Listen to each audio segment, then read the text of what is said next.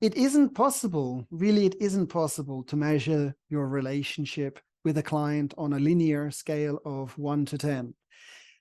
That's very subjective. 10 being a wonderful relationship and 1 being something pretty awful? No, because in fact, you might not realize it, but there are different dimensions, different parameters to your relationship to your client.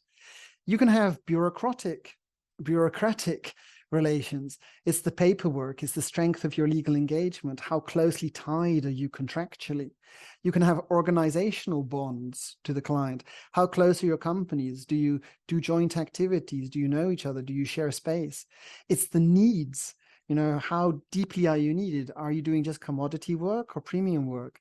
It would be the direction. How close are your cultures and your values and the things that you're aspiring towards? And then, of course, the social bond. Are you friendly? Do you have good terms with each other? Do you know when is their birthday? Do you invite them to parties, and do they invite you to parties? So we could measure the relations you have with a client, not on a scale of 1 to 10, but across 5 parameters: bureaucratic, organizational, need, direction, and social. Now, you could make this into a spider chart. If all of these 5 parameters were at 1 or 0, you'd have a point in the middle of the pentagon. On the other hand, if all of them were maxed out, brilliant, you would have a full pentagon. That would be 10 out of 10 across the 5 parameters.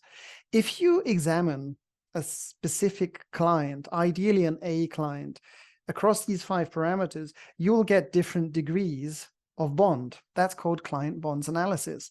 And for each of the 5 bonds, there is at least a dozen different activities that you can do to improve the relations in that parameter. I've written a sales paper on this. So if you're interested, jjmcveigh@nichedonia.com. This is very much about current client satisfaction and about changing satisfied clients into raving fans. So one activity that you could do, especially with your A clients to begin with, is client bonds analysis. And once you've done that, then you examine the weaker bonds, and then you examine what are some of the activities that we could do to strengthen those bonds, and then you do them. So simply having satisfied clients who don't complain isn't enough.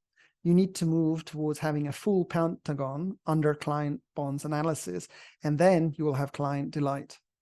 Thank you.